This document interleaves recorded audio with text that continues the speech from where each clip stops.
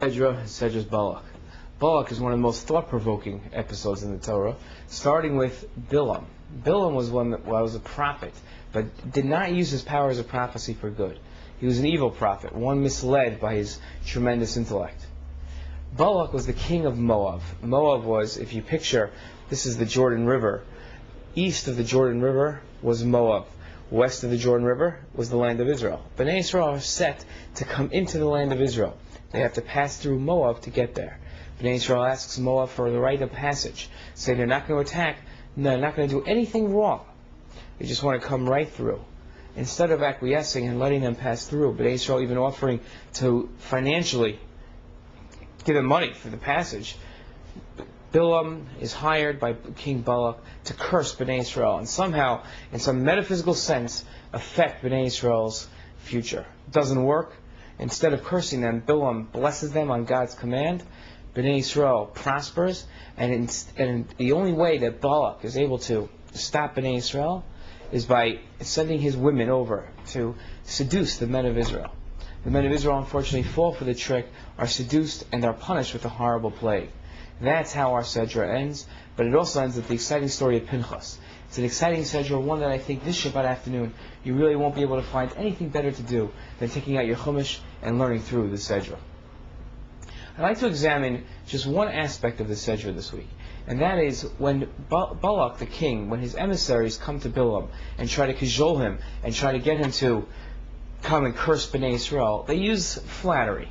And what they say is that we know that all blessing is in your hands and all curse is in your hands. And therefore we want to harness your power and use it against our enemy, Bnei Israel. Now, it's true, they were using flattery, but they never would have said such an audacious statement that blessing and curses is in the hands of Bilam unless they truly believed it. What misled them to this mistaken belief? And I think if we have to look at last week's Sedra, if you remember, Bnei Israel are undergoing a horrible plague, and Moshe takes a stick with a serpent wrapped around it, and tells Bnei Israel that if they look at this serpent, they'll be healed. The Mishnah in Rosh Hashanah is very careful to point out that it wasn't the staff, it wasn't the stick that healed Bnei Israel. Rather, it was their belief that HaKadosh Baruch Hu was behind the healing. It was that merit that they had from that faith in God that healed them. It's very easy at times for us to believe in the superficial, to believe that it's really the outside, the external, that's really helping us. But really that's not true. Really it's the internal, it's our merit that does it. Even when it comes to mitzvah performance, something that we would assume that we would never fall for the external, never fall for the superficial. At times we have to keep in mind that it's not just merely performing the actions, it's not just getting the deed done, doing the mitzvah, blowing our shofar, lifting our lulav, or making kiddush on Shabbos. Rather, it's understanding that these actions are forming a relationship with our Creator, and understanding how they form that relationship. That's really where the merit comes in. That's really what we use to build that relationship and to protect ourselves and to bring ultimate blessing onto ourselves.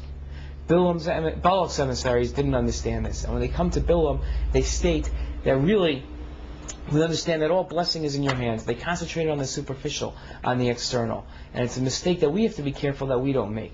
It's a mistake that we have to be careful we're not misled by. We have to understand that the superstitious has no power. There's no idea of magical potions and metaphysical powers that man is able to harness in order to control life.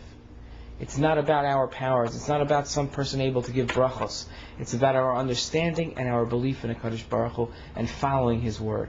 That's exactly what brings merit. That's what brings blessing.